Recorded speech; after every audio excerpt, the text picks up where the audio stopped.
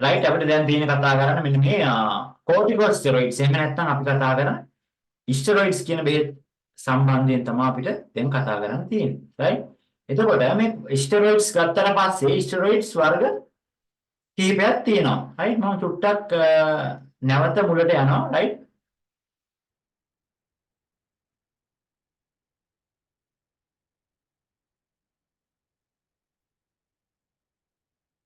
zoom කරලා පෙන්නන්න ටිකක් right එතකොට මේ corticosteroids කියන කෙනා ගත්තට පස්සේ බලන්න corticosteroid වල තියෙන එක inhale corticosteroids කියලා දෙනවා inhale කියලා කියන්නේ මොකද්ද ඒ inhale කියන කෙනා එක්ක කුමාරය මගින් තමයි කියන්නේ කුමාරයක් විදියට වායුවක් විදියට තමයි යන්නේ inhale steroids එහෙම නැත්නම් inhale corticosteroids කියන වර්ගය right ඊට පස්සේ තියෙනවා systemic corticosteroid ඒක systemic කියලා කියන්නේ මොකද්ද ඒක injection එකක් එහෙම නැත්නම් tablet එකක් විදියට තමයි ඒක දෙන්නේ වායුවක් විදියට නෙවෙයි ඉන්හෙල් කට්ටිය වායුවක් විදියට ශ්වසන පද්ධතියට එහෙම නැත්නම් පෙනහළු වලට යවනවා සිස්ටමික් කට්ටිය කොහොමද කරන්නේ එයාලා එක බොණ්ඩ දෙනවා නැත්නම් ඉන්ජෙක්ෂන් එකක් මගින් රුධිරයට දෙනවා දීලා තමා බෙහෙතේ ක්‍රියාකාරීත්වය ලබා ගන්න. රයිට් එතකොට ඉන්හෙල් කියන්නේ වෙනම කට්ටියක් සිස්ටමික් corticosteroids කියන්නේ වෙනම කට්ටියක්. right එතකොට දෙගොල්ලොම එකම වර්ගයේ සංයෝග තමයි right නමුත් ඇක්ෂන් එක ලබා ගන්න ක්‍රම දෙකකින් right එතකොට පළවෙනියටම අපි කතා කරන්නේ මෙන්න මේ inhale corticosteroids කියන වර්ගය. එතකොට inhale corticosteroid එකක් කියලා කියන්නේ මම කිව්වා වායුවක් විදිහට තමයි මෙයා අපේ ශරීරය තුළට ගන්නෙ right inhale කරලා ගන්නෙ. එතකොට මේ inhale කරන්නේ කොහොමද කියලා අපි බලමු.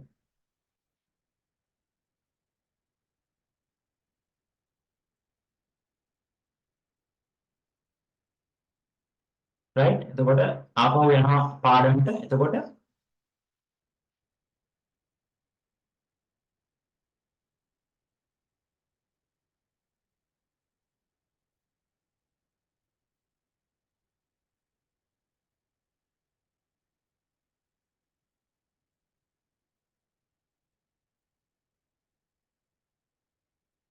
ඉන්හියල් ස්ටෙරොයිඩ්ස් වල මුලින්ම තියෙනවා බෙක්ලමෙතසෝන් කියන එක කෙනා මේ බෙක්ලමෙතසෝන් කියන බෙහෙත් එක චුට්ටක් බලන්න right බෙක්ලමෙතසෝන් කියන එක කෙනාගේ මුලින්ම තියෙන්නේ maintains therapy in those with persistent symptoms දිගුකාලීන රෝග ලක්ෂණ තියෙන කට්ටියට එහෙම නැත්නම් අපි කියන chronic asthma කියන රෝගී තත්වයට පාවිච්චි කරන්න පුළුවන් maintenance therapy එකක් විදියට right එතකොට මේගොල්ලෝ කරන්නේ తాවකාලික සහනයක් දෙන එක නෙවෙයි දිගුකාලීනව පාවිච්චි කිරීම තුළින් ඇදුම කියන රෝගී තත්ත්වය හොඳ කරගන්න මේගොල්ලෝ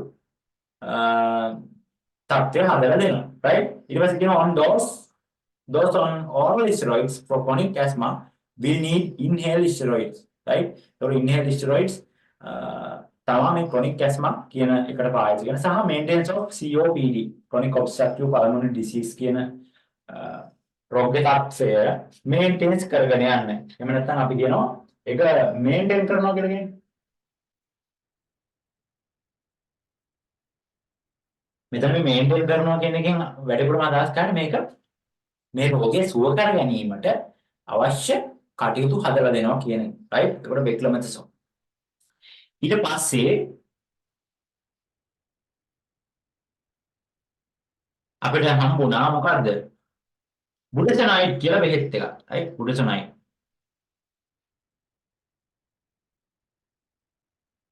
මේ බුඩසනයිඩ් බලන්න බුඩසනයිඩ් කියන කෙනාගේ තියෙනවා maintenance therapy in those with persistent symptoms ඒ වගේම තමයි chronic asthma කියන රෝගී තත්ත්වයේදී those on oral steroids for chronic asthma will need inhaled steroids maintain treatment of COPD ඔන්න ඔය තියෙනවා. right? එතකොට බුඩසනයිඩ් කියන බෙහෙත් එක කලින් අපි කතා කරා මොකද්ද? බෙක්ලමෙතසෝන් and බුඩසනයිඩ් right? එතකොට බෙක්ලමෙතසෝන් කෙනෙක් කෙනා සහ බුඩසනයිඩ් කතා කරා. right? එතකොට දෙන්නම corticosteroids right? එතකොට මේ බෙක්ලමෙතසෝන් කෙනෙක් කෙනාගේ බලන්න MDI තියෙනවා. කියන්නේ metered dose inhaler තියෙනවා. right? ඊට පස්සේ DPI dry powder capsules තියෙනවා. right? ඒ වගේ තියෙනවා. ඊට පස්සේ බුඩසනයිඩ් කියන කෙනාගේ මොනවද තියෙන්නේ? බුඩසනයිඩ් plus formoterol කියන MDI එක තියෙනවා. ඒ වගේම DPI තියෙනවා. ඒ කියන්නේ dry powder inhalers තියෙනවා dry powder capsule එක ලබා ගන්න පුළුවන් right එතකොට මෙහා තියෙන්නේ මොකද්ද මේ budesonide plus formoterol ඒ කියන්නේ මම කතා කරා salmeterol formoterol කියන දෙන්න අයිති වෙන්නේ long acting කියන ගණයට right එතකොට formoterol කියන එකනත් එක්ක තියෙන්නේ budesonide කියන එකනා ඇත්තටම budesonide කරන්නේ මම කිව්වා රෝගය හොඳ කරගන්න එයා අවස්ථාව හදලා දෙනවා සහ මේ formoterol කියන එකනා එයා මොකද්ද කරන්නේ එයා తాවකාලික සාහනයක් අරන් දෙනවා right අමාරු වෙච්ච වෙලාවට තාවකාලික සාහනයක් අරන් දෙනවා එතකොට මේ වගේ කට්ටිය කම්බයින් කරලා දෙන්න එකට මිශ්‍ර කරලා හදනවා MDI වර්ග. එතකොට ඒවා පාවිච්චි කරන එක සාමාන්‍යයෙන් තනියෙන් බෙහෙත් පාවිච්චි කරනට වඩා හොඳයි. කම්බිනේෂන් එකක් නේ තියෙන්නේ. right? එතකොට ඊට පස්සේ දෙනවා fluticasone කියලා කෙනෙක් ඉන්නවා. fluticasone උත් අර වගේම තමයි ඉන්ඩිකේෂන් මොනවද maintenance therapy in those with persistent symptoms දිගු කාලීනව පවතින අදුම රෝගී තත්ත්වයේ ලක්ෂණ සඳහා රෝග ලක්ෂණ සඳහා පාවිච්චි කරන බෙහෙත් එකක් තමයි අපි කතා කරන්නේ මොකද්ද මෙන්න මේ fluticasone කියන එක කියන right එයාත් corticosteroids එකක් right ඊට පස්සේ maintenance treatment of COPD එතකොට තුනක එකම indications තියෙන්නේ right එතකොට එකම ආකාරයේ බෙහෙත් වර්ග තුනක් right එතකොට beclomethasone budesonide and fluticasone එතකොට ඔය වර්ග තුන තමයි inhaled corticosteroid විදියට අපි ලබා ගන්න inhale කියලා කියන්නේ වායුවක් විදියට තමයි ගන්නෙ right එතකොට මෙයාගේ මේගොල්ලෝ දෙද්දි right මං මුලින්ම කියන්නම් දැන් අර අපි බැලුවානේ මේ ඉන්ඩිකේෂන්ස් එතකොට බලන්න මෙයාලගේ මෙකනිසම් එක මම චුට්ටක් පැහැදිලි කරොත් හොඳයි කියලා හිතුණා මට ඒකයි මම පැහැදිලි කරන්නේ මෙතන ඔන්න බලන්න මෙකනිසම් එක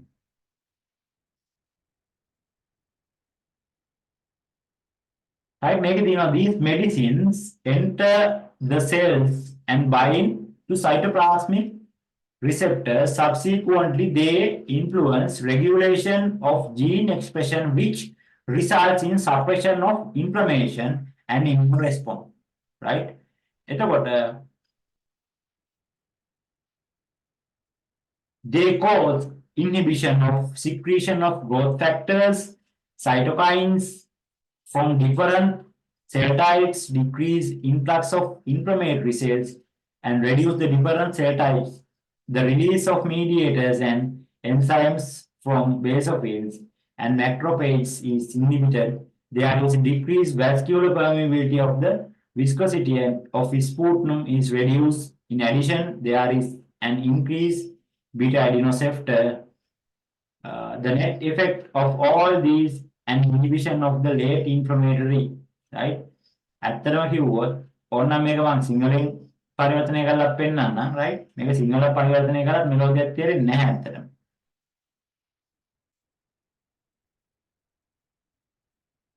ඔන්න බලන්නකො මේක Google Translate ගහලා මම පෙන්නන්නම්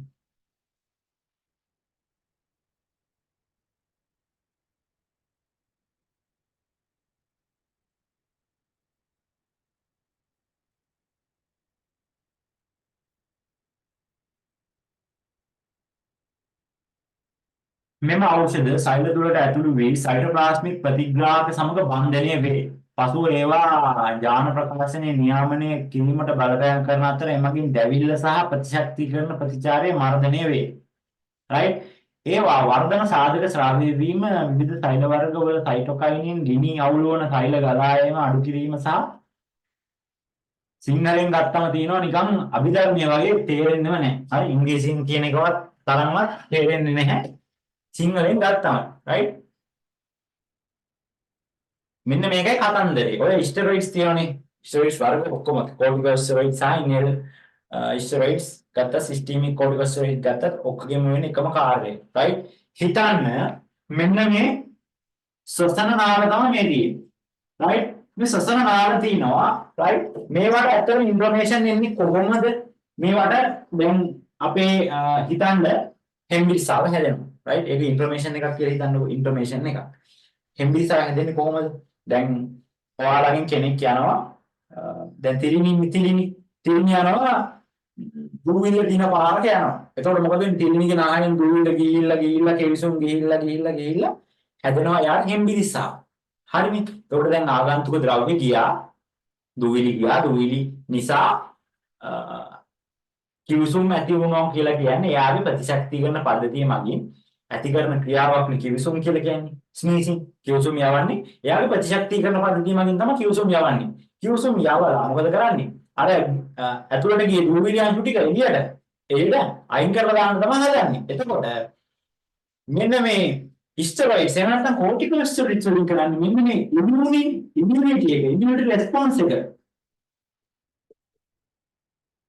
ඉම්යුනිටි රෙස්පොන්ස් එක අඩු කරනවා. ඒ කියන්නේ චූටි දුර්වලයන්සෝක් ගිය ගමන් කිව්සොම් යනවා පච්චිස් දාලා අන්නේ ඉම්යුනිටි රෙස්පොන්ස් එක අඩු කරලා මොකද කරන්නේ? මේගොල්ලෝ පුරුදු කරනවා රයිට්? මේගොල්ලෝ අඩු කරන්නේ මොකද්ද? හයිපර් රෙස්පොන්සිව්නස්. හයිපර් responsiveness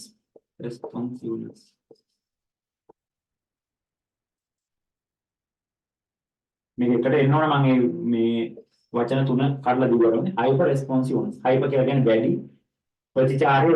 ප්‍රතිචාරය වැඩි ගතිය. දැන් මේක කිව්වම සමහරුන්ට තේරෙන්නේ නැහැ right මෙන්න මේ කතාව අහගන්න. මොකද්ද කතාව? දැන් චූටි කාලේ දැන් අපි ඉන්නෝනේ අපි චූටි කාලේ අපිට මොකද වෙන්නේ? චුට්ටක් වැටුණත් අඬනවා right කොහේ හරි ගෑවුණත් අඬනවා අනේ ශබ්දයක් ඇහුණත් අඬනවා නේද පොඩි කාලේ. ඒ මොකද්ද අපේ responsiveness ගතිය. හැබැයි දැන් වැටි ඇවිදිනවනේ වැටුණාට අඬන්නේ නැහැ පොඩ්ඩක් අත ගාගෙන හරි අවුලක් නැහැ කියලා හිතලා යනවා. හරි බයිසිකලයකින් අද වැටුණාත් දැන් මොකද කියන්නේ? තුවාලේ විද්දාගෙන ආයි ගියා වැඩේට. හරි ඒ වගේ තමයි මෙන්න මේක. right මෙන්න මේ corticosteroids කියන බෙහෙත් අපිට පුරුදු කරනවා. ඇත්තටම ඔයාලට තේරෙන්නම කියනවනම් කොහොමද කියන්නේ? එන්න ගැහුවත් දරාගෙන ඉන්න පුරුදු කරනවා. ඒක තමයි මේ කතන්දරේ. ඒගොල්ලෝ කරන්නේ අපේ ඉමුනිටි රෙස්පොන්ස් එක අඩු කරනවා. ප්‍රතිශක්තිකරණ ප්‍රතිචාර අඩු කරනවා. අඩු කරලා මොකද කරන්නේ?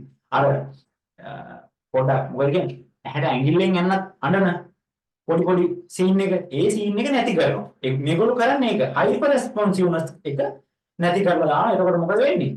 මේක ගොඩක් මේ අපි කියන්නේ ඉන්ෆර්මේෂන් එක දරා ගන්න ශරීරේ පුරුදු වෙනවා right පොඩි එකට මොකද වෙන්නේ අපේ ප්‍රතිශක්තිකරණය කියන්නේ නැත්නම් අපේ ප්‍රතිශක්තිකරණ පද්ධතිය මගින් ඉන්ෆර්මේෂන් හදන එක නතර කරනවා ඒකයි කරන්නේ right ඒක ප්‍රතිශක්තිය අඩුයි මේ ස්ටෙරොයිඩ්ස් පාවිච්චි කරන කෙනෙක්ගේ ප්‍රතිශක්තිය ඩවුන් වෙලා තියෙනවා right එතකොට ගොඩාක් ලොකු කාර්යයක් මේක ගන්න එක ඒතර හොඳ කාරණයක් නෙවෙයි. ඇයි ප්‍රතිශක්තිය අඩු වෙනවා? ප්‍රතිශක්තිය අඩු වෙන එක ඇත්තටම හොඳ කාරණයක් නෙවෙයි. රයිට්? එතකොට මේගොල්ලෝ කරන්නේ රයිට්? අපේ සසන නාල රෙස්පොන්ස් කරන එක. නැත්නම් ප්‍රතිචාර දක්වන එක අඩු කරන එක තමයි කරන්නේ. රයිට්? එතකොට මේ බෙහෙත් වලින් ඒ වගේ ඇක්ෂන් එකක් තමයි තියෙන්නේ. මම හිතනවා තේරුණා ඇති කියලා. රයිට්? එතකොට මේ වගේ ඇක්ෂන් එකක් තමයි මේ බෙහෙත් වලින් තියෙන්නේ. ඊට පස්සේ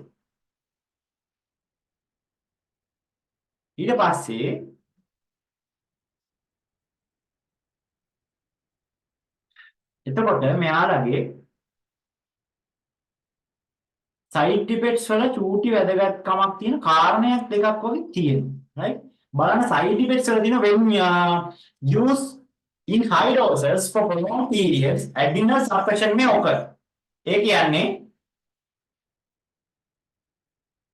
high doses prolonged period එක පාවිච්චි කරොතින් අධිමාත්‍රයක් වැඩි කාලයක් පාවිච්චි කරොතින් මොකද වෙන්නේ? adrenal suppression occur. ඒ කියන්නේ adrenal කියන අපේ දින අධිවෘක්ක ග්‍රන්ථිය කියලා ග්‍රන්ථිය. අපි ඒකට සිංහලෙන් ඉංග්‍රීසියෙන් කියන්නේ adrenal gland එක. right? අපේ ප්‍රතිශක්තිය කරන පද්ධතියට සම්බන්ධ ග්‍රන්ථියක් right එතකොට මේ ඇඩ්‍රිනල් සප්‍රෙෂන් කියලා කියන්නේ මේ ග්‍රන්ථිය සප්‍රෙස් වෙනවා යටපත් වෙනවා ඒ ග්‍රන්ථිය ක්‍රියාකාරීත්වය. එතකොට මොකද වෙන්නේ? සාමාන්‍යයෙන් ප්‍රතිශක්තිය අඩු වීම සිද්ධ වෙනවා. ඊට පස්සේ දිනවා මෙන්න මෙතන ඔස්ටියෝපොරොසිස්. ඒක දිගු කාලයක් ගැනීම මගින් ඔස්ටියෝපොරොසිස් කියන රෝග තත්ත්වය ඇති වෙන්න පුළුවන් right ස්ටෙරොයිඩ්. ඊට පස්සේ දිනවා අපි කියනවා when used in children in recommended doses growth retardation is not common. ඒ කියන්නේ සාමාන්‍ය මාත්‍රාවක් පාවිච්චි කරාට එච්චර ප්‍රශ්නයක් වෙන්නේ නැහැ. නමුත් අධිමාත්‍රයක් පාවිච්චි කරොත් ළමයින්ගේ right පොඩි කට්ටියගේ growth retardation එකක්. එහෙම නැත්නම් කියන වර්ධනය බාල වෙනවා.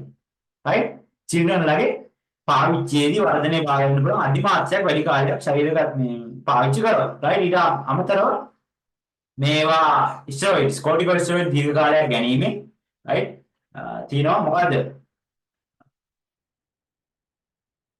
it is advised to use a spacer when steroids are given to children under 5 years. Spacer can by all the children and adults especially in high doses are given. අධිමාත්‍රයක් දෙනකොට මොකද කියන්නේ අධිමාත්‍රයක් දෙනකොට අර ස්පේසර් පාවිච්චි කරනවා සහ hoarseness of voice කියලා කියන්නේ කටහඬ වෙනස් වෙනවා. කටහඬ වෙනස් වීමක් සිද්ධ වෙනවා සහ oral candidiasis කියලා කියන්නේ කට තුල, ඒ කියන්නේ කට ඇතුලේ දිලිර ආසාදන ඇති වෙන්න පුළුවන් මේවා පාවිච්චි කිරීමේදී. ඕවා තමයි මොකද්ද? ඒවා තමයි මේ අපි සැලකිය යුතු side effects විදියට සලකන්නේ right. එතකොට osteoporosis වෙනවා. එතකොට adrenal suppression වෙනවා. ඒ වගේම අපි කිව්වා growth restriction එකක් වෙනවා, වර්ධනය බාල වෙනවා. ඒ වගේ කාරණා කිහිපයක් වෙනවා.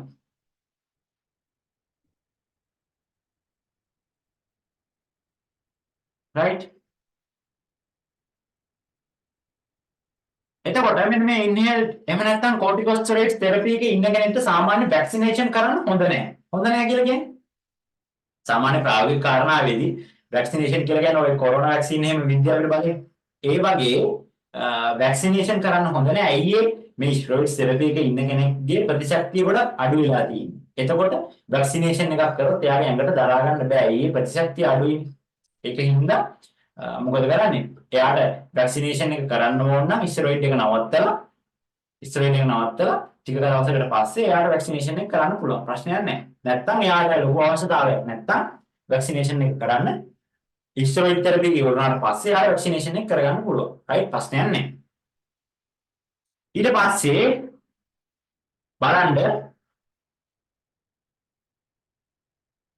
මෙන්න මේ කතන්දරවල right to patient advice ටිකක් තියෙනවා. අපි ඒ ටිකත් කතා කරලා බලමු. right patient advice this is a very important aspect in the use of steroid inhalers in the management of asthma and few points are given below. right මේ පල්ලෙහා තියෙන්නේ සාමාන්‍යයෙන් asthma කියන condition එකේදී නැත්නම් මේ steroids පාවිච්චි කරන කෙනෙකුට දෙන්න පුළුවන්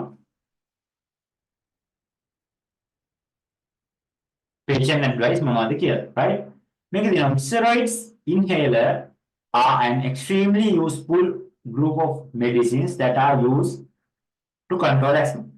මේ asthma කියන රෝගී තත්ත්වය පාලනය කරන්න භාවිතා කරන්න පුළුවන් හොඳම බෙහෙත් කාණ්ඩයක් තමයි steroid inhalers. right it was very often these medicine are given for long period. ඒ කියන්නේ long period එකක් දෙන්නේ හරිම අඩුවෙන් right it was maybe months to several years.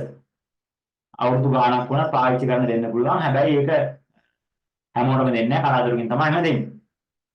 right ඊළඟට it is important that you follow the doctor's advice correctly and take the medicine regularly. මේක වෛද්‍යවරයාගේ අනුමැතිය පරිදි නියමිත පරිදි දිනපතා ගමන් අනිවාර්යෙන් කරන්න ඕනේ. ඊට පස්සේ if you are not clear it is important that you consult the doctor.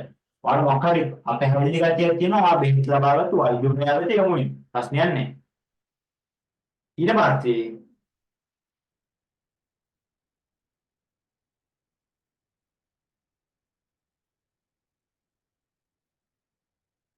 පස්සේ තියෙනවා මොකද්ද? do not reduce the dose or stop the medicine on your own. ඔයාලා කැමති වෙලාවට මේ බෙහෙත් එක නතර කරන්නවත් මේ මාත්‍රාව අඩු කරන්නවත් යන්න එපා. ඔයා නෙවෙයි ડોක්ටර් right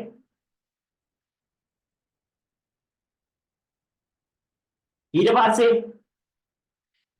කියනවා මොකද්ද?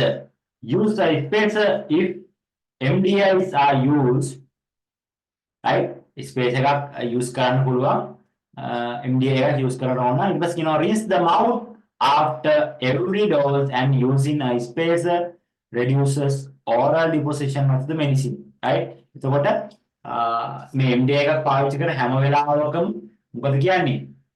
මද රස ලුණු වතුරෙන් උගුර හොදන්න ඕන. right? මද රස ලුණු වතුරෙන් උගුර හොදන්න ඕන. ඇයි උගුර බෙහෙත් බැඳෙන්න පුළුවන්. ඒක නැති කරගන්න හැම මාත්‍රාවක් ගත්තට පස්සේම උගුර හොදන්න ඕන. right? සහ spacer reduce the oral deposition of the medicine. මේ medicine එක MDI එකට එක්ක හිතන්නකෝ spacer device එකක් පාවිච්චි කරනවා කියලා.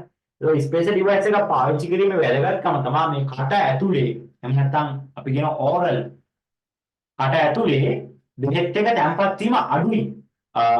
spacer එකක් පාවිච්චි කරන කෙනෙකුගේ. හරි? ඊට පස්සේ කියනවා this will reduce the tendency to develop candida infection of the throat. ඒකට spacer එකක් පාවිච්චි කරන එක වඩා හොඳයි. MD එක පාවිච්චි කරන කෙනෙක් නම් එයාගේ උගුරේ ආසාදන හැදෙන එක වළකින්න. අඩු වෙනකොට. right? ඊට පස්සේ කියනවා do not use in acute asthma. acute asthma කියන රෝගී තත්ත්වය නෙවෙයි මේක පාවිච්චි කරන්නේ. හරි? symptom relief එක නෙවෙයි මේවා පාවිච්චි කරන්නේ. මොකටද? මේවා පාවිච්චි කරන්නේ symptom prevent කරගන්න. ඒ කියන්නේ රෝගය හොඳ කරගන්න තමයි මේ පාවිච්චි කරන්නේ.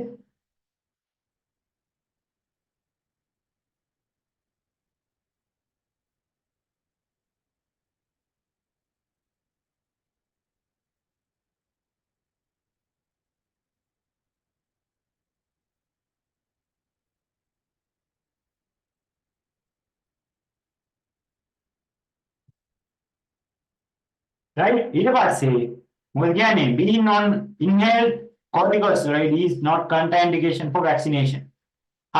මේක කියනවා inhaled steroids වල ඉන්න එක contraindication එකක් නෙවෙයි. නමුත් මොකද කියන්නේ මැරෙන්නේ නැහැ කියලා තමයි කියන්නේ. කියන්නේ contraindication එකක් නෙවෙයි. නමුත් යම් ප්‍රශ්නයක් තියෙනවා contraindication කියලා කියන්නේ නැහැ. පාවිච්චි කරන්න එපා කියලා කියන්නේ නැහැ. නමුත් පාවිච්චි කරොත් මොකද වෙන්නේ? ඒක අපේ ඇඟට හොඳ නෑ. ඊයේ ප්‍රතිශක්තිය අඩුලා තියෙන වෙලාවේ තමයි අපි පාවිච්චි කරේ මෙන්න මේ බෙහෙත් එක. හරි? එතකොට ඒක හොඳ නැත්තේ ඇයි? හොඳ නැත්තේ අපේ ශරීරයේ ප්‍රතිශක්තිය අඩු නිසා මොකක් හරි රෝගයක්, ඒ කියන්නේ දැන් සාමාන්‍යයෙන් කොරෝනා වෛරස් වැක්සින් එකක් හරි මොකක් හරි වෛරස් වැක්සින් එකක් හරි මොකක් හරි වැක්සින් එකක් බිද්දොත් තමයි උණ ගන්නවනේ. ඒක උණ ගත්තාට පස්සේ ප්‍රතිශක්තිය අඩු වෙනා නම් ඒ උණ කියන රෝගී තත්ත්වේ උණ යටපත් කරගන්න අපේ ඇඟට ටිකක් අමාරුයි. right? ඒක තමයි හොඳ නෑ කියලා කියන්නේ. right?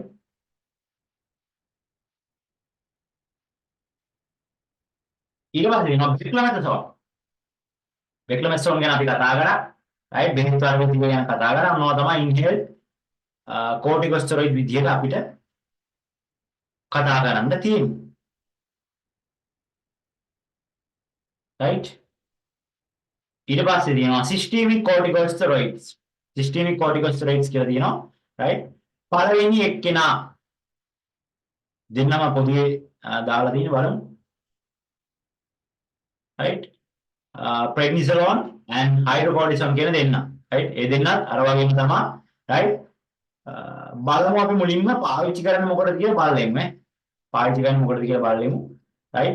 එතකොට prednisolone කියන එක්කෙනාගේ ඉන්ඩිකේෂන් ගත්තොත් තියෙනවා treatment of acute asthma. acute asthma වල treatment එකක් විතර ගන්න පුළුවන්. ඒ වගේම acute asthma attacks වලට ගන්න පුළුවන්. life threatening acute asthma වලට ගන්න පුළුවන්. ඒ කියන්නේ life threatening කියලා කියන්නේ ජීවිතයට තර්ජනයක් වෙන විදිහම asthma ඇදුම condition එකේ ඇවිල්ලා. ඇදුම රෝගී තත්ත්වය ඇවිල්ලා.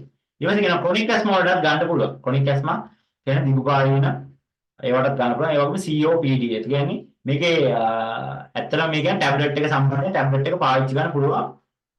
acute asthma සහ chronic asthma කියන තත්ත්ව දෙකටම right. හැබැයි දීර්ඝකාලය පාවිච්චි කරන එක එච්චර හොඳ තත්ත්වයක් නෙවෙයි ඒකෙදි right. එතකොට ඒක තමයි prednisolone වල indications විදියට තියෙන්නේ right. ඊට පස්සේ අපි ගත්තොත් hydrocortisone කියන එක කෙනත් බලන්න ගානේ life threatening acute asthma කියන තත්ත්වයේදී right. hydrocortisone injection එකක් තියෙන්නේ right. life threatening acute asthma කියලා කියන්නේ ජීවිතයට තරජනයක් වෙන ඉතාලම උත්සන්න විදියට, ඊටාම අමාරු වෙන විදියට මෙන්න මේ අදුම රෝගී තත්ත්වය වැඩුණාට පස්සේ පාවිච්චි කරන එක්කෙනෙක් තමයි මේ හයිඩ්‍රෝකෝර්ටිසෝන් කියන්නේ. right? එතකොට මේ හයිඩ්‍රෝකෝර්ටිසෝන් සහ වෙනිතෝලම් ගන්න කට්ටියට බලන්න මොනවද patient එකයි තියෙන්නේ කියලා. To consult doctor if there is sign of an infection. infection එක මොනවා හරි ලක්ෂණ තියෙනවා නම් මොකද කියන්නේ? ඩග්ගාලා වෛද්‍යවරයෙක් හම්බෙලා උපදෙස් ගන්න ප්‍රතිකාර ගන්න. ඊට පස්සේ කියනවා I've been on the medicine for more than 3 weeks, need to reduce it gradually and not to stop abruptly. ඒ කියන්නේ සාමාන්‍යයෙන් සති 3කට වඩා ට්‍රීට්මන්ට් එක ගත්තා නම් මොකද කරන්නේ? ඒක නවත්තන්න ඕන. ඒ බෙහෙත් එක නවත්තන්න ඕන. gradually. එහෙම නැත්නම් අපි කියනවා මේ ස්ටෙරොයිඩ්ස් ඕන බෙහෙත් එක නවත්තන්නේ කොහොමද? නවත්තන්නේ මෙන්න මෙහෙම. අපි ඒකට කියනවා tail off එකක්. tail එකක් කියලා කියන්නේ මොකද්ද? නැත්ත. මෙන්න මේක තමයි tail off එක කියන්නේ.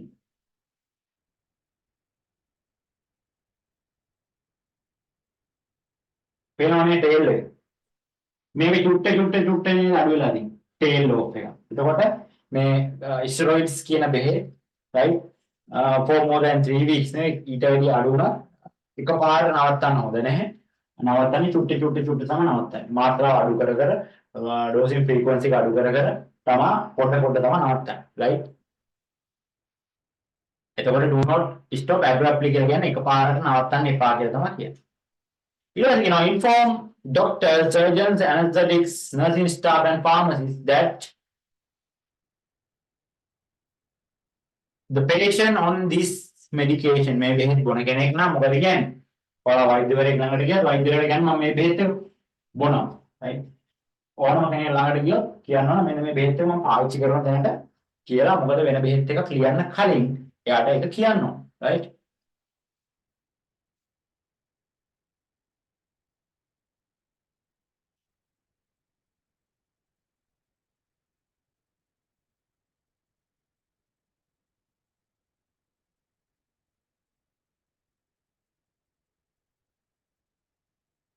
ඊට පස්සේ මේ දෙන්නගෙම අපි මේ දෙන්නගෙම පොදු කාරණා කීපය බලමු චුට්ටක්. right?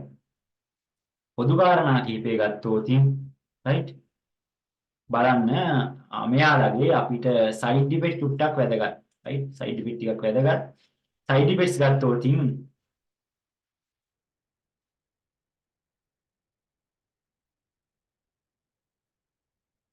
but side effects, oral corticosteroids in pharmacological doses are known to produce a large number of side effects affecting the different system of the body. Few important ones are listed below. Side effects ගොඩක් තියෙනවා. වැදගත් මේවා තමයි මොකද කියන්නේ? Section of endocrine medicine, mineral side effects are given include sodium and water retention. Sodium and water retention කියලා කියන්නේ අපේ ශරීරය තුළ වතුර වැඩිපුර එකතු වෙනවා. water retention කියන්නේ ඒක. ඊට පස්සේ hypertension, පෘථිවි පීඩනය වැඩි වෙනවා. hypokalemia කියලා කියන්නේ පේනවනේ මෙතන hypokalemia කියලා තියෙනවා.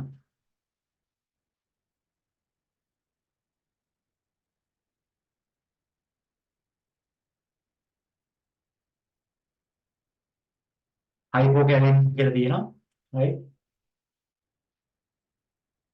ඊට පස්සේ මෙතන hypokalemia ඊට පස්සේ තව තියෙනවා ඩයබටිස්.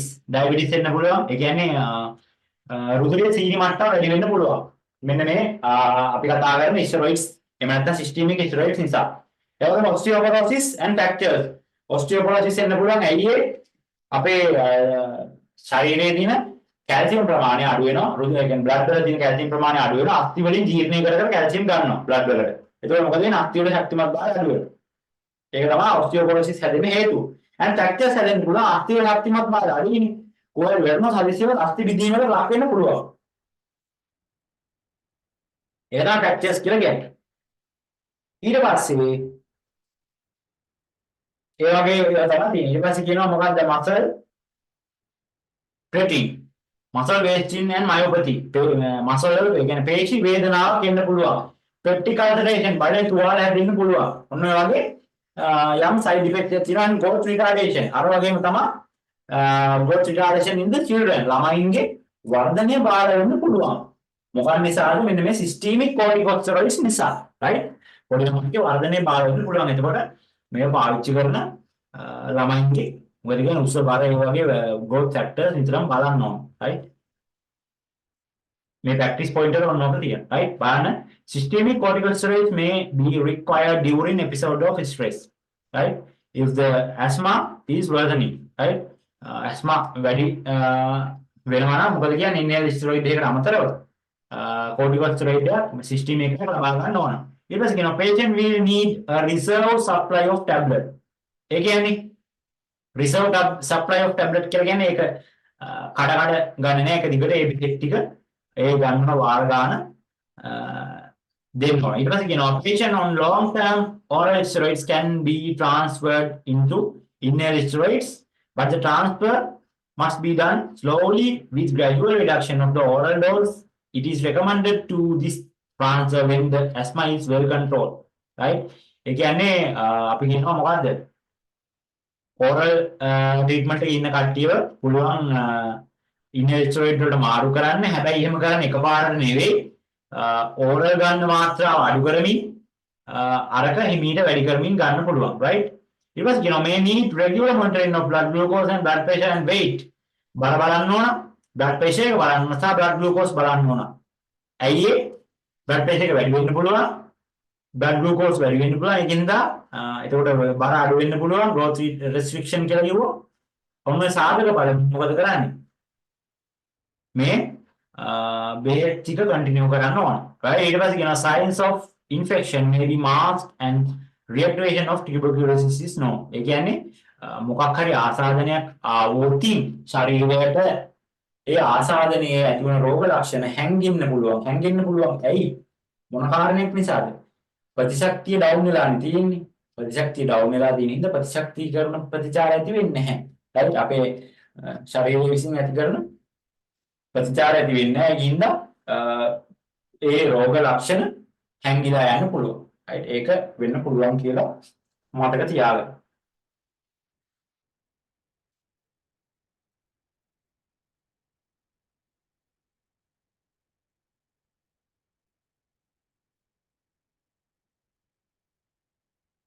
ඔන්න ඔය කාරණා ටික තමයි කියන්නේ මොකද්ද? අපි කතා කරපු systemic corticosteroids කියන කාණ්ඩය right? ඊට පස්සේ අපිට හම් වෙන තව chromoglycate and leukotriene receptor antagonist කියලා බෙහෙත් වර්ග දෙකක්. පළවෙනි කෙනා ඉන්නේ sodium chromoglycate කියලා බෙහෙත් එකක් තියෙනවා right?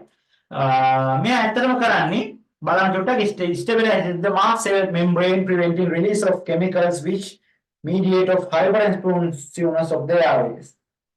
ඒ කියන්නේ මෙයාත් කරන්නේ අර වගේම action එක ස්ටෙරොයිඩ් වගේම තමයි sodium chromoglycate කියන කෙනා මේක එච්චර පාවිච්චි වෙන කෙනෙක් නෙවෙයි.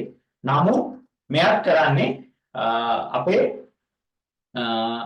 airways එහෙම නැත්නම් අපේ ශ්වසන මාර්ගයේ තියෙන සෛලවල hyperresponsiveness එක තමයි අඩු කරන්නේ. ඒ කියන්නේ අධිසංවේදී ගතිය අඩු කරනවා. right?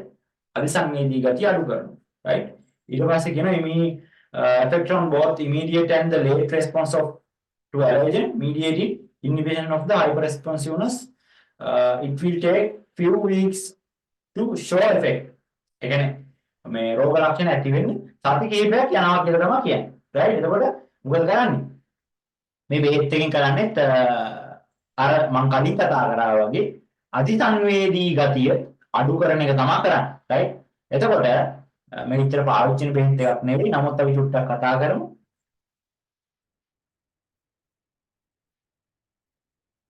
right?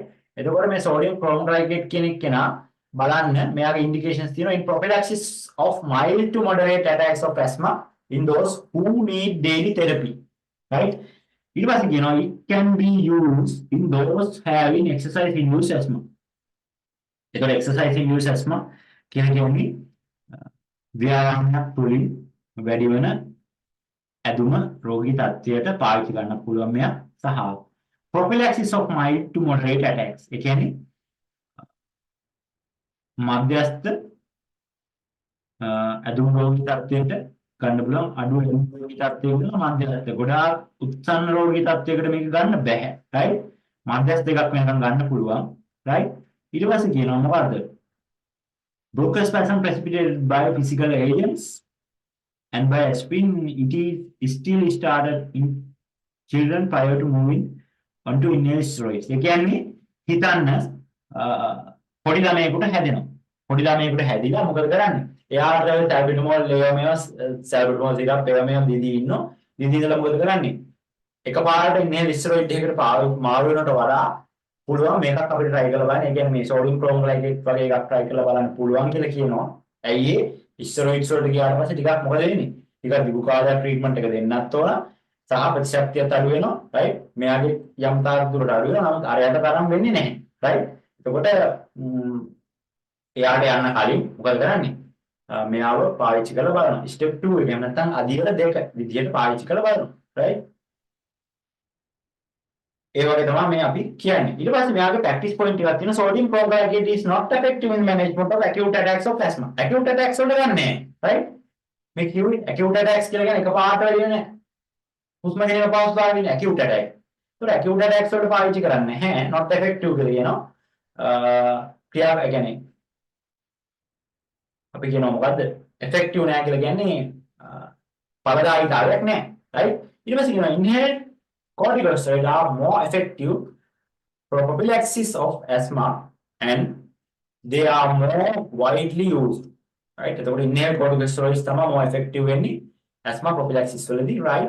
ඊට පස්සේ කියනවා because of these the use of chromoglycate has declined. ඒ කියන්නේ මේ chromoglycate කියන ගොඩාක් අඩුවෙන් පාවිච්චි කරන බෙහෙත් එකක්. කවුරුද දැකලා ඉන්නේ chromoglycate? sodium chromoglycate. තාම දුර්ලභ විදිහට පාවිච්චි වෙන්නේ. right? ඊට පස්සේ කියනවා මොකද්ද? it will take 6 to 8 weeks to see the effect of chromoglycate. It should not be discontinued prematurely. ඒ කියන්නේ මේකේ සම්පූර්ණ effect එක දෙන්න සති 6ක් 8ක් වගේ කාලයක් යනවා. right? ගොඩක් හිමින් තමයි action එක දෙන්නේ. right? ඊට පස්සේ patient does well not to use for acute asthma. acute asthma condition එකට පාවිච්චි කරන්නේ නැහැ. acute asthma කියලා කියන්නේ මොකද්ද? හොඳට මතක තියාගන්න. acute asthma කියලා කියන්නේ එකපාරට අපිට වැඩි වෙන හුස්ම ගැනීම කෙනෙකුට ඇදුම තියෙන කෙනෙකුට එකපාරට වැඩි වෙන හුස්ම ගැනීම අපහසුතාවයක් එනවා.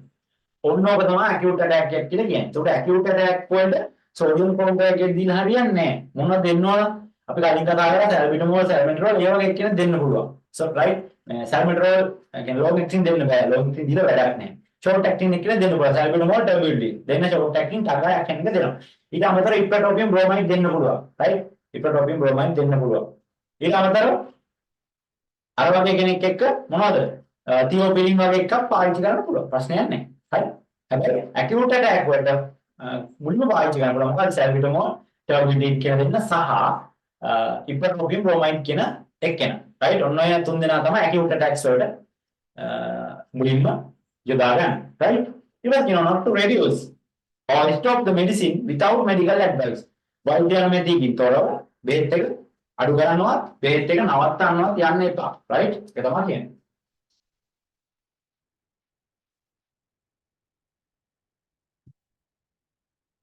ඊට පස්සේ ඉන්ඩිකේෂන් අපි කතා කරා. ඔන්න ඔක තමයි තියෙන්නේ මේ sodium chromoglycate කියන කතන්දරේ. ඊට පස්සේ අපිට තියෙන්නේ leukotriene receptor antagonist කියලා කෙනෙක් ඉන්නවා. right? මෙයා නම් අපිට පාවිච්චි වෙනවා. මොකද බෙහෙත් එක මොන්ටෙලුකාස් කියලා බෙහෙත් එකක් තියෙනවා. right? එයා එන්නේ මෙන්න මේ leukotriene receptor antagonist කියන කාණ්ඩයට. right? චුට්ටක් බලමු අපි මෙයාගේ mechanism එක මොකක්ද කියලා. මෙයාගේ mechanism එක තියෙනවා. right? Intermediate compounds such as cystinyl leukotrienes of C4, D4 and E4 classes are generated during the complex allergic reaction that is the basis for bronchoconstrictor response in CNS asthma. Montelukast is a competitive antagonist at the cystinyl LT receptor which will block the action of leukotriene intermediates. Montelukast has not been shown to be of greater efficacy than inhaled steroids. These two medicines have an additive effect. It is less effective in those with severe asthma who are on high doses of other medicine. එතකොට මෙයාගේ action එක ඇත්තටම මේ ලියුකොටින් රිසෙප්ටර් කියලා එකක් තියෙනවා. Right? මේ චුට්ටක් පැහැදිලි නෑ. කිසිම කෙනෙකුට පැහැදිලි නෑ මේක මෙහෙම කිව්වම. රයිට්? රයිට්? මේ ලියුකොටින් රිසෙප්ටර් කියලා කියන්නේ ඇත්තටම හිතන්නකො මෙන්න මෙහෙම එකක්. මේ ලියුකොටින් රිසෙප්ටර් කියලා කියන්නේ අපිට දැන් ඇදුම තියෙන කෙනෙක්. හරි? ඇදුම තියෙනවා. මේ ඇදුම තියෙන කෙනා තව බෙහෙත් ගන්න. එතකොට මේ අපි මේ ලියුකොටින් රිසෙප්ටර් එක කියලා කියන්නේ හිතන්නකො ශ්ලේෂ්මල තියෙන්නේ. ශ්ලේෂ්මල කියලා කියන්නේ මොනවද? කියන්නේ අපේ දැන් හිතන්නකෝ දැන් හෙම්බිරිස්සා වැඩි වෙච්ච කෙනෙකුට ගොඩක් අයිට වෙන්නේ මොකද? නාය දිගේ ශ්ලේෂ්මල ධාරාවක් එනවා. පොටු දියර එනවා. රයිට්? ඔන්න ඕකනේ අපි කියන්නේ ශ්ලේෂ්මල කියලා. රයිට්? ටික වතුර වගේ තරවයක්. ඒක තමයි ශ්ලේෂ්මල. එතකොට මේ ශ්ලේෂ්මල කියන එක්කෙනා වැඩි කරන්න තමා දායක වෙන්නේ මෙන්න මේ ලියුකොට්‍රින් රිසෙප්ටර් කියන එක. ලියුකොට්‍රින්. එයා තමයි මොනවද? මේ ශ්ලේෂ්මල හදන්නේ වතුර ගතිය වැඩි කරන්නේ. රයිට්? ශ්ලේෂ්මල ටික හදන්නේ. එතකොට මේ ශ්ලේෂ්මල කියන එක්කෙනාව හදන රිසෙප්ටර් එක બ્લોක් කරන එක තමයි මෙයා කරන්නේ. මොන්ටෙලුකාස්. එහෙම හිතන්නකෝ. එතකොට මොකද වෙන්නේ? අර ඇදුමකින් රෝගී තත්වේදී රයිට්? එයාගේ අර වැඩි වෙන ශ්ලේෂ්මල ප්‍රමාණය අඩු කරනවා. රයිට්? පොඩි වියලි ගතියක් ඇති කරනවා. මොකද්ද? එතකොට යම් තාක් දුරට මේ ඇදුමකින් රෝගී තත්ත්වය අමාරු වෙන එක පොඩ්ඩක් කන්ට්‍රෝල් වෙනවා. ඇයි අර ශ්ලේෂ්මල එන්නේ නැහැනේ. ලියුකොටින් රිසෙප්ටර් වලින් ශ්‍රාවය කරලා ගන්න ශ්ලේෂ්මල අපි කියන මියුකස් එක ඒක හැදෙන ප්‍රමාණය අඩු වෙනවා. ඇයි කවුද අර අපි කතා කරපු ලියුකොටින් රිසෙප්ටර් කියන කෙනා બ્લોක් වෙලා තියෙන්නේ. රයිට්? ඔන්න ඔය වගේ ඇක්ෂන් එකක් තමයි ආවි තියෙන්නේ. රයිට්? එතකොට ඒක අපිට එහෙම මතක තියාගැනීම අවශ්‍ය වෙන්නේ නැහැ. මොන්ටෙලුකාස් කියන්නේ මොකද්ද? ලියුකොටින් රිසෙප්ටර් ඇන්ටගොනිස්ට් කියන ඇක්ෂන් එක තමයි ආවි තියෙන්නේ. රයිට්? එතකොට ඒක මත තියාගන්න තෝරෙත් නෑ. හරි? ඒක මහ ලොකු විස්තරයක් නෙවෙයි. රයිට්? සරලව අපි දකින්න ඕන මේ සසන පද්ධතිය ආශ්‍රිතව නැත්නම් ඇස්මා කන්ඩිෂන් එකේදී පාවිච්චි කරන්න පුළුවන්. එතකොට අපි ඉන්ඩිකේෂන් බලමු යාගේ හරියට මොනවද ඉන්ඩිකේෂන්ස් තියෙන්නේ කියලා. රයිට්? ඉන්ඩිකේෂන්ස් තියෙනවා මොකද්ද? second or third line agent in prophylaxis of asthma. මේ ඇස්මා කියන රෝගී තත්ත්වයේදී පාවිච්චි කරන second or third line medicine එකක්. ඒ කියන්නේ දෙවෙනියට සහ තුන්වෙනියට පාවිච්චි කරන්න පුළුවන්. right? එතකොට ඊට පස්සේ මොකක්ද කියන්නේ? ඊට පස්සේ කියනවා it can be substituted at step 2 or later stage of in the current step 5 step management plan for chronic asthma. Chronic asthma වල step 5 එකේදී පාවිච්චි කරන්න පුළුවන්. right? එතකොට මෙයාගේ ඉන්ඩිකේෂන් අපිට වැදගත් මොකද්ද? මේ second or third line agent එක and prophylaxis of asthma. asthma කියන රත්තරන් තමයි යාවත් ගන්නෙ. right? ඊට පස්සේ in adults and step 2 and 3 allergic rhinitis. Sorry, in children exercise induced asthma වලට ගන්න පුළුවන්. right? ඊට පස්සේ especially in patients who are also having allergic rhinitis, alternative to low dose inhaled steroids for children 2 to 14 years. එතකොට මේක ලොකු කතන්දර අපිට වැඩක් නැහැ. මේක ගන්න මොකද්ද? prophylaxis of asthma. asthma කියන රෝගී තත්ත්වයට තමයි ගන්න. සහ exercise induced asthma ඒකේ second or third line agent එකක් දෙවෙනි අදියරේ හෝ තුන්වෙනි අදියරේ ඖෂධයක් විදිහට තමා ගන්නෙ මොකද්ද? මොන්ටෙලුකාස් කියන කෙනා. right? එතකොට මෙයාගේ patient advice වල තියෙන මොකද්ද? not to use for acute attacks. acute attacks වලට නෙවෙයි නේ. acute attacks කියන්නේ හදිසියෙ ඇතිවන හුස්ම ගැනීම අපහසුතාවයට නෙවෙයි මෙයා පාවිච්චි කරන්නේ. ඊට පස්සේ කියනවා practice point වලට කියන මොකද්ද? not for relief of acute asthma. do not stop abruptly even though inhaled oral steroids are introduced. ඒ කියන්නේ ස්ටෙරොයිඩ්ස් ඉන්හෙලර්ස් පටන් ගත්තා. මොකද කියන්නේ? ස්ටෙරොයිඩ් ඉන්හෙලර් පටන් ගත්තත් මෙයා එකපාරට නවත්තන්න එපා. චුට්ටි චුට්ටි තමයි නවත්තන්න ඕන. right? එතකොට මොන්ටෙලුකාස් කියන බෙහෙත් එකත් එකපාරට නවත්තන්න හොඳ බෙහෙත් එකක් නෙවෙයි. ඊට පස්සේ කියනවා it is not superior to inhaled steroids. It has an additive effect with steroids. There is no evidence to use Montelukast as steroid sparing medicine. right? එතකොට ස්ටෙරොයිඩ් එකක් වෙනුවට පාවිච්චි කරන්න පුළුවන් බෙහෙත් එකක් නෙවෙයි මේක. හොඳ ස්ටෙරොයිඩ් පටන් ගත්තා කියලා මේක නතර කරන එකක් හොඳ නැහැ එකපාරට. right?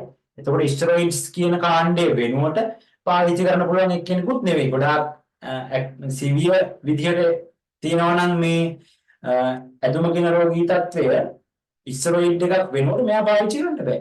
right? හැබැයි මෙයා පාවිච්චි කරන ගමන් ස්ටෙරොයිඩ් එකක් පටන් ගන්න පුළුවන්. right?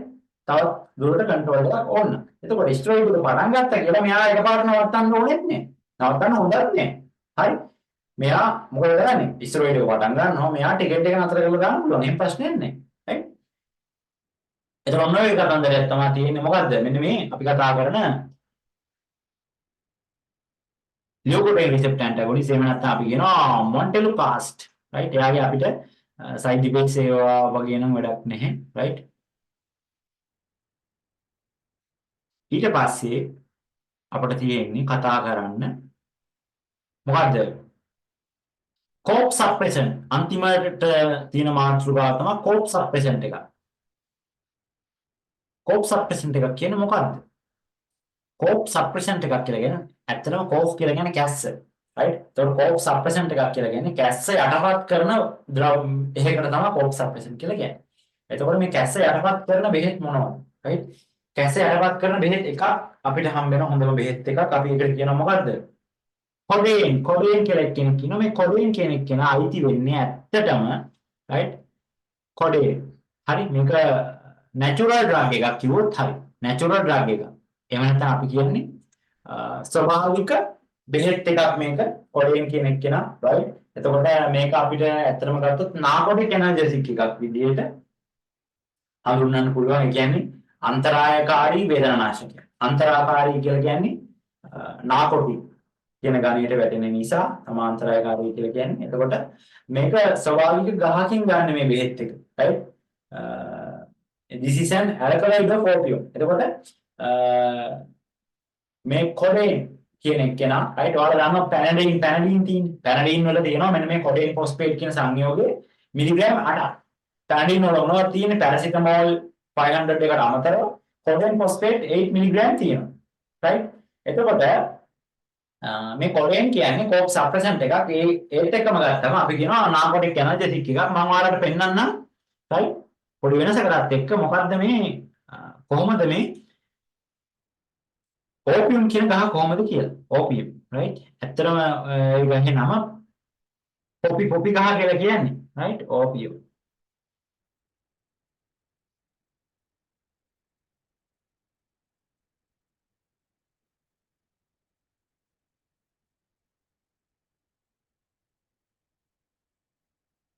මං හිතනවා පේනවා ඇති කියලා. පේනවා ඇති. ඔන්න ඔය ගහ තමයි මේ තියෙන්නේ. කැප්සියුල් එකක් වගේ පොඩි right? ඕක තමයි ඕපියම් ගහේ තියෙන කැප්සියුල් එක. අපි ඕකට කියන්නේ කැප්සියුල් කියලා. ඔයාලා ඒක ගෙඩිය ඇත්තටම. ඒ ගෙඩිය ඔයාලා දැකලා ඇති ඔය දෙවෙනි ෆොටෝ එකේ තියෙන මොකද්ද? මේක බ්‍රේඩ් එකකින් කූරලා වගේ තියෙනවා. right? කූරලා වගේ තියෙනවා. ඒතකොට ඔය පොපි කියන ගහේ අපි කියන ඕපියම් කියන ගහේ අපි කියන්නේ අබින් කියලා. අබින් ඕපියම් වලට අපි කියන අබින් කියලා. ඒ අබින් කියන ගහේ තියෙන කැප්සියුල්. ඔය කැප්සියුල් එනවා විශාල ප්‍රමාණයක් එනවා ගහක. කැප්සියුල් එක මොකද කරන්නේ? පොඩි බ්ලේඩ් එකකින් ඒක තුවාල කරනවා. තුවාල කරලා පස්සේ එනවා ගම් එකක් වගේ. නිකන් කිරි එකක් වගේ. රබර් ගහ තුවාල කරලා පස්සේ රබර් කිරි. ඒ වගේ එනවා කිරි එකක්. ඒක අපි මොකද කරන්නේ? ඒක අයින් කරලා ගන්නවා. අයින් කරලා අරගෙන ඔක ඩ්‍රයි කරනවා. ඩ්‍රයි කරලා ඕකෙන් හදනවා පවුඩර් එකක්. කුඩු එකක් හදනවා. ඩ්‍රයි කරලා අවශ්‍ය මෙතඩ් වලින් ඒ කියන්නේ මැෂින් සෝන නිකන් කරන්න බෑ. එතකොට හදනවා ඒ පවුඩර් එක. right? එතකොට ගොඩාක් මොකද කරන්නේ? ගොඩාක් ශ්‍රමයක් සහ මුදලක් වැය වෙන ප්‍රොසීඩියර්ස් වලින් තමයි හදන්නේ. right? එතකොට ඔය කෙමිකලි ඒ කියන්නේ ඔය මැෂින්ස් වලින් ඔය හදන පවුඩර් එකට අපි කියනවා මොකද්ද? පවුඩර් අපි කියනවා ඕපියම් කියලා කියනවා. ඕපියම් කියලා කියන්නේ අබින් ඇත්තටම. ඒතකොට ඕපියම් කියන සංයෝගයෙන් තමයි ඔය බෙහෙත් එක හදන්නේ. මොනවද කොඩේන් හදන්නේ ඕපියම් වලින්. එතකොට ඔයාලා දන්නවා හෙරෝයින් කියලා කියන්නේ. හෙරෝයින් හදන්නේ ඔය ඕපියම් කියන එකෙන්. එතකොට කොකේන් හදනවා. එතකොට ගොඩාක් අපි කියන නාකොටික් ඇනලිසිස් ඇත්තටම ගියොත් ඒක මත්ද්‍රව්‍ය කියන කාරණයටත් වඩා කතා කරන්න මොකද්ද නාකොටික් ඇනල්ජෙසික්. හරි.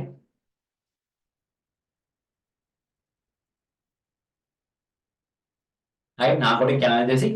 එතකොට මෙන්න මේ මේකෙන් තමයි ඔක ගන්න. එතකොට ඔය ප්‍රොසීඩියර්ස් වලින් එනින් තමයි චුට්ටක් ගන්න. දැන් හෙරොයින් එහෙම අපිට චුට්ටක් ගන්න පුළුවන් පොඩි මුදලකට නෑනේ ලොකුම ගලක් නේ. ඇයි ඒ? මෙන්න මේ ප්‍රොසීඩියර්ස් වලින් එහෙම නැත්නම් ස්වභාවික නැචරල් ප්ලාන්ට්ස් වලින් ගන්නෙ ලොකු ප්‍රොසෙස් එකකින් පස්සේ තමයි මේවා නිෂ්පාදනය වෙලා එන්නේ. අන්න ඒක නිසා තමයි මෙච්චර ගණන්. රයිට්? එතකොට කොඩේන් තව දිනවා මෝෆින් රයිට්? එතකොට මෝෆින් කියන ඉන්ජෙක්ෂන් එක ඔය පිළිකා රෝගීන්ට පාවිච්චි කරන මෝෆින් වල ටැබ්ලට් උත් තියෙනවා. පිළිකා රෝගීන්ට පාවිච්චි කරන වේදනානාශකයක් විදියට. රයිට්? එතකොට ඔය කොඩේන් කියන සංයෝගය තියෙනවා මොනවද? කෝප් සිරප් වල තියෙන කැස්ස පැණි ඔයාලා දන්නවා ඉතින් ඇබ්බැහි වීමක් වගේ වෙනවා ඔකට. රයිට්? එතකොට නාකොටික් නේ. ඒතර මත් වෙනවා මත් වෙන්න පාවිච්චි කරන බෙහෙත් අතර මොකද කොඩේනුත් තියෙනවා. පොඩි ආතල් එකක් තියෙනවා ඒකේ. රයිට්? පාවිච්චි කරන්න පුළුවන් ඒ වගේ ඇක්ෂන් එකක්. රයිට්? එතකොට ඒකයි එච්චර ගණන් සහ ඔක නාකොටික් කියන ගණයට එන්නේ ඔක මිස්යූස් කරන්න පුළුවන් මේ මත් වෙන ඖෂධ විදිහට පාවිච්චි කරන්න පුළුවන්. එතකොට මේවා ලංකාවට ගෙන්නන්නේ රජය හරහා විතරයි. ලංකාවේ ගවර්න්මන්ට් එක හරහා තමයි ගෙන්නන්නේ. සෞඛ්‍ය අමාත්‍යාංශය හරහා විතරයි බෙදා හරින්නේ මේ බෙහෙත්. ප්‍රයිවට් හොස්පිටල් වල තියෙනවා. ප්‍රයිවට් හොස්පිටල් වල තියෙනවා. ඊට අමතරව රජයේ හොස්පිටල් වල විතරයි තියෙන්නේ. ෆාමසි වලට දෙන්නේ නැහැ. ෆාමසි වලට දෙන්නේ නැත්තේ ඇයි?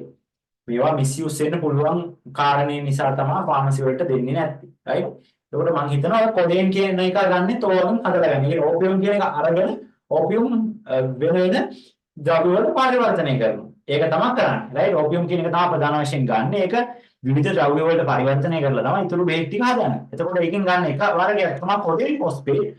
කොඩේන් කියන එක පාවිච්චි කරන කොප් සප්‍රෙසන්ට් එකක් විදියට. කැස්ස යටපත් කරන නැත්නම් කැස්ස මොන කරන බෙහෙත් එකක් විදියට පාවිච්චි කරන්න පුළුවන්. රයිට්? එතකොට එයාගේ මම කිව්වා කෝප් සප්‍රෙෂන් ඇක්ෂන් එකට අමතරව තියෙනවා තව මේ අපි කතා කරන මොකද්ද වේදනානාශක හැකියාවක් තියෙනවා. රයිට්? අන්න බලන්න යාගේ ඉන්ඩිකේෂන්ස් අපි බලමු. ඉන්ඩිකේෂන් මුලින්ම තියෙනවා මොකද්ද? for suppression of persistent cough එකක් කියලා කියන්නේ දිගු කාලේ ඉන කැස්ස. දිගු කාලේ ඉන කැස්සට පාවිච්චි කරන්න පුළුවන් generally for short term use only. කෙටි කාලයක් විතරයි පාවිච්චි කරන්නේ. දිගු කාලේ ඉන කැස්සට පාවිච්චි කරාට කෙටි කාලයක් විතරයි පාවිච්චි කරන්න පුළුවන්. ඇයි මේකට ඇඩික්ට් වෙන්න පුළුවන්. දිගු කාලයක් පාවිච්චි කරොත්. රයිට්? එතකොට සිරප් තියෙනවා codeine phosphate 15 mg for IM. Right? එතකොට කොඩේන් ෆොස්ෆේට් සිරප් තියෙනවා. රයිට්?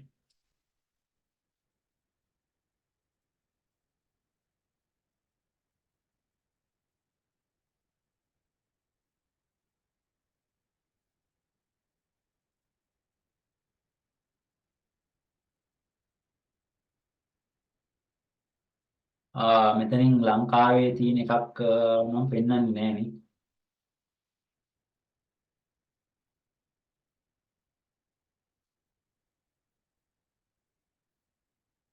රයිට්? එතකොට කොරෙක්ස්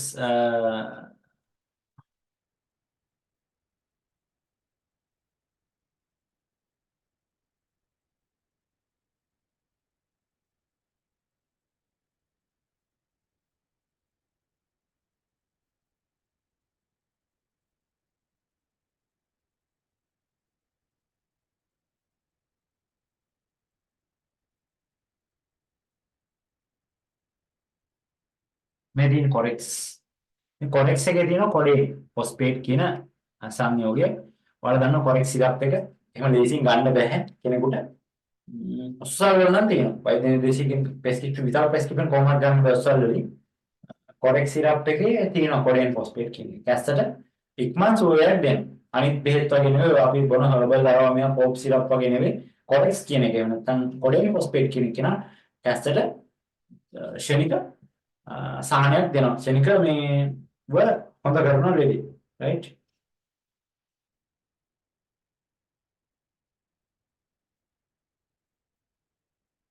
ඊට පස්සේ බලන්න මේක ප්‍රැක්ටිස් පොයින්ට් වල දෙන්නේ avoid if the cough is productive. cough is productive. ඒ කියන්නේ කැස්ස productive එකක් නම් ඒ කියන්නේ අපි කියන්නේ productive cough කියලා කියන්නේ සෙම කැඩිලා එන කැස්සට තමයි productive cough කියලා කියන්නේ. කියන්නේ මොකද්ද productive කියලා කියන්නේ product එකක් හැදෙනවා. කැස්සේදී product එකක් හැදෙනවා. ඒ කියන්නේ සෙම කැඩිලා එනවා. right? එතකොට ඒක සෙම කැඩිලා එන කැස්සට අපි කියනවා productive cough කියලා. එහෙම නැත්නම් අපි කියනවා ඒකේ අනිත් පැත්ත මොකද්ද? non productive cough එකක්. එහෙම නැත්නම් product එකක් හැදෙන්නේ නැහැ. කියන්නේ සෙම කැඩිලා එන්නේ නැහැ. එහෙම නැත්නම් අපි කියනවා ඒකට මොකද්ද non productive cough එකට කියන්නේ dry cough කියලා. වියලි කැස්ස. වියලි කැස්ස කියලා කියන්නේ සෙම කැඩිලා එන්නේ නැහැ. වියලි කැස්සට විතරයි මේක පාවිච්චි කරන්න පුළුවන්. කැස්ස සෙම කැඩිලා යන කැස්සට නම් මොකද්ද? මේක පාවිච්චි කරන්න හොඳ නැහැ. right? හොඳ නැහැ කියලා කියන්නේ විශේෂ හේතුවක් නෙවෙයි. dry cough එකට තමයි මේක පාවිච්චි කරන්නේ. right? ඊපස්සේ කියනවා warn about drowsiness. මේකට නිදිමත එනවා. අනිවාර්යෙන් නිදිමත එනවා. මම කියනවා නාගොටික් ඇනර්ජෙසික් එක. ඊපස්සේ කියනවා not to exceed recommended doses. වෛද්‍යවරයා විසින් නිර්දේශිත මාත්‍රාව ඉක්මවල පාවිච්චි කරන්න එපා. right? එතකොට ඔය බලන්න side effects මම චුට්ටක් පෙන්නන්න. side effects කියන කාරණාවේදී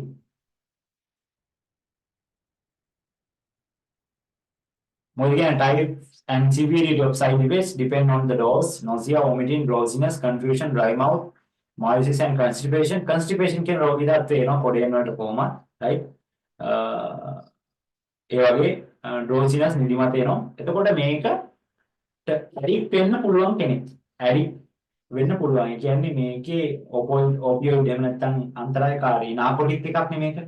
මේකට ඇඩික්ට් වෙන්න පුළුවන් කෙනෙක්. ඒකින්ද තමයි කියන්නේ මොකද්ද? not for long term use. ඒ කියන්නේ short term treatment විතරයි මේකෙන් ගන්නෙ. right? ඒකට දිගු කාලයක් පාවිච්චි කරන්න දෙන්නේ ඔය ඇඩික්ට් වීමේ හැකියාවක් තියෙන නිසා. එතකොට නොය කාරණා ටික තියෙනවා. එතකොට කොඩේන් ෆොස්ෆේට්ුත් අපි කතා කරලා ඉවරයි. කොඩේන් ෆොස්ෆේට් ඇත්තටම කෝප් සප්‍රෙසන්ට් එකක්. ඒක පාවිච්චි කරන්නේ persistent cough එහෙම නැත්නම් අපි කියනවා persistent dry cough එක. දිගු කාලීන වියලි කැස්සට පාවිච්චි කරන්න පුළුවන්. එතකොට ඔය වගේ කාරණා ටිකක් තමයි තියෙන්නේ. ඊට පස්සේ කියන මේකේ pregnant කෙනෙකුට pregnancy කෙනෙකුට safe to use. However, prolonged high doses before delivery may produce withdrawal symptoms in newborn. right? එතකොට අලුත් උපදින ළමයාට හොඳ නෑ. නමුත් pregnant කෙනෙකුට safely පාවිච්චි කරන්න පුළුවන් ප්‍රශ්නයක් නෑ. right? ඔන්නෝයි කාරණා ටිකක් තියෙනවා. ඒ වගේම breast feeding වලදී no excretion in milk, breast milk can cause sedation in babies. ඒ කියන්නේ කිරි දෙන අම්මා කෙනෙක් මේක බිව්වොත් මොකද වෙන්නේ? කොඩේන් ෆොස්ෆේට් කියන සංයෝගය කිරි හරහා ළමයාට ගිහින් ළමයාට නිදිමත හැදෙන්න පුළුවන්. right? ඒක සාමාන්‍ය කාරණයක්. එතකොට ඔන්නෝයි කාරණා ටිකක් තියෙනවා cough suppression යටතේ. right? ඊට පස්සේ අපිට දැන් මේ ශ්වසන පද්ධතිය ආශ්‍රිතව කතා කරන්න තියෙන බෙහෙත් ටික ඉවරයි. සියලු බෙහෙත් ටික ඉවරයි කතා කරලා. right? ඔන්නෝක තමයි respiratory system එකට පාවිච්චි කරන බෙහෙත්. ගැන අපිට තියෙන කතා කරන්න. right? එතකොට අපි මුලින්ම කතා කරා මොනවද? bronchodilators. ඊට පස්සේ කතා කරා මොකද්ද? antimuscarinic එක, thiopidin එක, ඔක්කොම bronchodilators. ඊට පස්සේ කතා කරා corticosteroids ගැන. corticosteroid වල වර්ග දෙකයි. එකක් inhaled steroids, අනිත් එක systemic steroids. ඊට පස්සේ කතා කරා bronchiectasis and leukotriene receptor antagonist ගැන. ඊට පස්සේ කතා කරා cough suppression ගැන. ඔන්න ඔය කාරණා ටික තමයි මෙන්න respiratory tract එහෙම නැත්නම් ශ්වසන පද්ධතිය ආශ්‍රිතව පාවිච්චි කරන්න තියෙන බෙහෙත්. right? එතකොට අද කාලගුණ තත්ත්වයට එක්ක සමහරුන්ට කැඩගැඩිය එන්නේ